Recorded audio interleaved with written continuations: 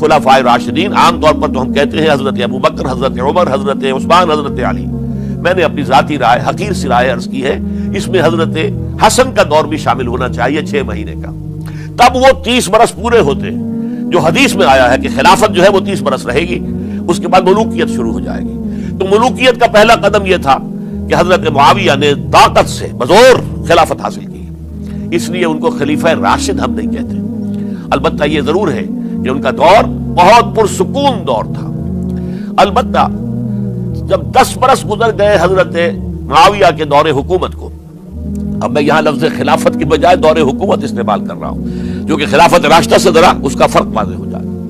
تو اس وقت ایک اور صحابی، جلیل القدر صحابی مغیرہ ابن شعبہ رضی اللہ تعالی عنہ، وہ حضرت معاویہ کے پاس آئے اور انہوں نے یہ کہا کہ دیکھیے، اگر آپ نے اپنے بعد اپنا جانشین نامزد نہ کیا تو ہو سکتا ہے پھر فسادات پیدا ہو جائے، پھر مختلف لوگ خلافت کا دعویٰ لے کر کھڑے ہو جائیں، پھر خانہ جنگی ہو جائے. 5 برس کی خانہ جنگی میں 1 لاکھ سے زیادہ مسلمان شہید ہو چکے ہیں، قتل ہو چکے ہیں، ہلاک ہو چکے ہیں. اب دوبارہ وہی دور نہ آ جائے، لہذا آپ اپنا جانشین نامزد کر دیجئے. امیر معاویہ ریلیکٹنٹ تھے، لیکن انہوں نے دلائل دیے، دلائل مضبوط تھے. انہوں نے کہا کہ اب کبار صحابہ دنیا سے رخصت ہو چکے، وہ جماعت کہ جن کی تربیت اور تزکیہ، جن کی تعلیم حضور نے خود کی تھی اور ان کو اندر سے پاک کر دیا تھا، ان کی نیتیں بالکل پاک ہو چکی تھی، کوئی نفسانیت ان میں نہیں رہی تھی، وہ جماعت تو اکثر و بیشتر اب ختم ہو چکی، فوت پا چکے، وفات ہو چکی. لہذا اب جو ہے اکثر و بیشتر نو مسلم ہیں جو بعد کے فتوحات کے ذریعے سے اسلام لائے ہیں. لہذا ان کے اندر نہ وہ پختگی ہے، نہ ان کے اندر وہ تقوی ہے، نہ تدین ہے، نہ اصول پرستی ہے. اسلام کی پوری تعلیمات جو ہیں وہ ان کے وجود کے اندر، ان کے شعور کے اندر گہری اتری ہوئی نہیں ہے.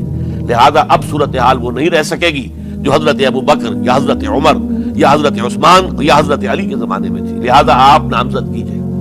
یہ بھی بتا دوں کہ مغیرہ ابن شعبہ کون تھے رضی اللہ تعالیٰ عنہ. نمبر 1 یہ ہے کہ یہ اصحاب شجرہ میں شامل ہیں، جن 1400 یا 1800 افراد نے حضور سے بیعت کی تھی صلح حدیبیہ سے متصلا قبل، اس درخت کے نیچے بیٹھ کر، جس کے بارے میں سورہ فتح میں فرمایا گیا کہ لقد رضی اللہ عن المؤمنین اذ یبایعونک تحت الشجرہ. اللہ ان تمام اہل ایمان سے راضی ہو گیا جو اے نبی صلی اللہ علیہ وسلم آپ کے دست مبارک پر بیعت کر رہے تھے اس درخت کے نیچے، ان میں سے موجود، ان میں یہ مغیرہ ابن شعبہ ہے. پھر مغیرہ ابن شعبہ وہ ہیں کہ حضرت علی اور امیر معاویہ ان کے درمیان جو خانہ جنگی ہوئی اس میں ہمیشہ حضرت علی کے ساتھ رہے، حضرت علی کے ہی وہ سپورٹر تھے، ان کے ساتھ تھے. اس پہلو سے اچھی طرح سمجھ لیجئے کہ یہ نہیں ہے کہ وہ در حقیقت کو پہلے سے وہ امیر معاویہ کے ساتھی تھے، نہیں. لیکن اب جو صورتحال وہ دیکھ رہے تھے، جہاں دیدہ انسان تھے، بہت بڑے سیاستدان تھے، جانتے تھے حالات کو، حالات کے نفس پر ان کا ہاتھ تھا. لہذا انہوں نے یہ مشورہ دیا اور پھر امیر معاویہ نے اس مشورے کو قبول کر لیا اور یزید کی ولی عہدی کا اعلان کر دیا. یہ بالکل مڈل ہے حضرت امیر معاویہ کے دور خلافت کا درمیان. یہ 10 سال جب ہو گئے تھے حضرت امیر معاویہ کی خلافت کو یا حکومت کو، تب یہ معاملہ پیش آیا اور یزید کے ہاتھ پر یہ بیعت ولی عہدی تمام جو بھی مختلف گورنرز تھے ان کے ذریعے سے کہہ دیا گیا اپنے اپنے علاقے کے لوگوں سے بیعت لے لو. یہ بیعت عام طور پر لوگوں نے کر لی. البتہ 5 شخصیتیں جو بہت نمایاں تھیں انہوں نے اس بیعت سے انکار کیا. ان میں کون تھے ذرا نوٹ کیجئے. حضرت ابو بکر فوت ہو چکے، ان کے بیٹے عبد الرحمن ابن ابی بکر. حضرت عمر فوت ہو چکے، ان کے بیٹے عبداللہ ابن عمر. حضرت زبیر فوت ہو چکے، ان کے بیٹے عبداللہ ابن زبیر. حضرت عباس فوت ہو چکے، ان کے بیٹے عبداللہ ابن عباس. حضرت علی شہید ہو چکے، ان کے بیٹے حسین ابن علی رضی اللہ تعالی عنہم اجمعین. یہ 5 جو امت کے بہت بڑے 5 افراد کے گویا کے وہ چشم و چراغ تھے ان گھرانوں کے، انہوں نے انکار کیا.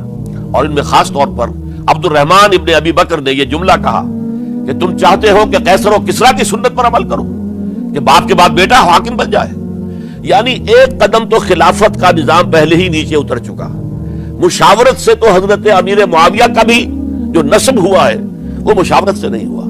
ایک درجے میں وہ جو اللہ تعالیٰ کے رسول نے عمارت بنائی تھی شاندار، اس خلافت کا جو سیاسی نظام تھا اس میں ایک تو کڑی آ چکی زوال کی کہ ایک شخص نے طاقت کے ذریعے سے خلافت حاصل کر لی.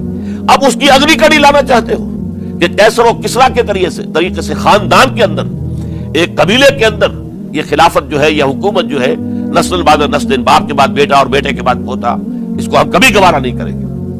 حضرت امیر معاویہ بہت دانشمند انسان تھے، انہوں نے ان پانچوں حضرات پر کوئی تشدد نہیں کیا، کوئی جبر نہیں کیا، بلکہ رہنے دیا، ٹھیک ہے یہ بیعت نہیں کر رہے، ابھی تو بیعت ولی عہدی ہے، کوئی حرج نہیں، لہذا کوئی جھگڑا، کوئی اس وجہ سے کوئی فساد، اس بنا پر کوئی جنگ نہیں ہوئی۔ 10 سال گزر گئے، یعنی 10 سال تک یزید ولی عہد رہا ہے، 10 سال تک، اور اس سوائے ان 5 بڑی شخصیتوں کے جو پوری امت تھی، عوام الناس تھے، ان سب نے اسے قبول کیا۔ یہ صورتحال اب جب پیدا ہوئی جب حضرت امیر معاویہ کا انتقال ہو گیا، یہ سن 60 ہجری ہے، اب سوال پیدا ہوا کہ وہ ولی عہدی کی بیعت اب بیعت خلافت میں منتقل ہو جائے گی، لہذا پھر یہ ہوا کہ سب لوگوں سے، سب گورنروں کو لکھ دیا گیا تمام صوبوں کے اندر کہ اپنے اپنے لوگوں سے بیعت لے لو۔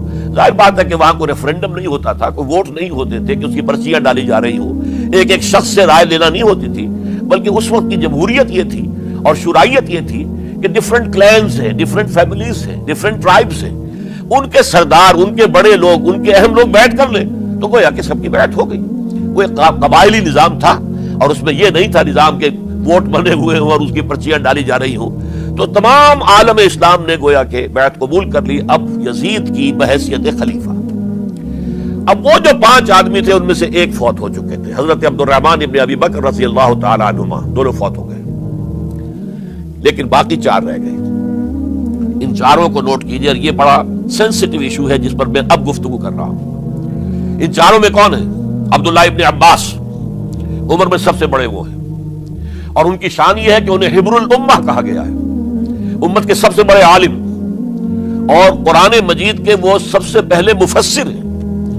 اصل جو جتنی بھی تفسیری روایات ہمیں ملتی ہیں حضرت عبداللہ ابن عباس کے شاگردوں سے، تابعین سے، لہذا ان کا بہت اونچا مقام ہے۔ حضرت عبداللہ ابن عمر، ان کا مقام بھی آپ کو معلوم ہے، حدیثوں کی کتنی بڑی تعداد ہے جو عبداللہ ابن عمر سے مروی ہے، اور اس کو سلسلۃ الذہب کی پہلی کڑی کہا جاتا ہے۔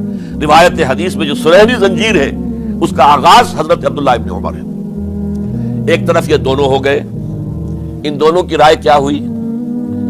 اگرچہ کام غلط ہوا ہے، یہ اس طریقے سے قیصر و کسریٰ کی روایت پر عمل کرنا غلط ہے، لیکن یہ اتنی بڑی غلطی نہیں ہے کہ اس کی وجہ سے باہمی جنگ و جدال ہو، خونریزی ہو، ایک دوسرے کی گردنیں کاٹی جائیں اور فتنہ و فساد پیدا کر دیا جائے۔ لہذا انہوں نے یزید کی بیعت کر لی۔ 2 حضرات رہ گئے، یہ نسبتاً نوجوان ہیں، ان دونوں کی پیدائش ہجرت کے بعد ہوئی ہے۔ ہجرت کے بعد پہلا بچہ جو مہاجرین میں پیدا ہوا ہے وہ عبداللہ ابن زبیر ہے، بلکہ کچھ عرصے تک مہاجرین میں جب کوئی پیدائش نہیں ہوئی تو وہ مکے مدینہ کے منافقین نے کہنا شروع کر دیا تھا کہ یہ یہاں کے کمزور ہو گئے، نامرد ہو گئے، ان کی اولاد اب چلے گی نہیں۔ تو عبداللہ ابن زبیر جب پیدا ہوئے، اور آپ کو معلوم ہونا چاہیے وہ حضرت ابوبکر صدیق کے نواسے ہیں، حضرت عائشہ صدیقہ کے ہمشیرہ حضرت اسماء کے بیٹے ہیں عبداللہ ابن زبیر، اور زبیر بہت شجاع، بہت ہی بہادر انسان تھے۔ تو عبداللہ ابن زبیر کے اندر بھی وہی کیفیات تھی۔ انہوں نے کہا نہیں، اس غلطی کو ہم برداشت نہیں کریں گے، خونریزی ہوتی ہے تو ہو، لیکن ہم اسلامی نظام کو نیچے اترتا ہوا نہیں دیکھ سکتے۔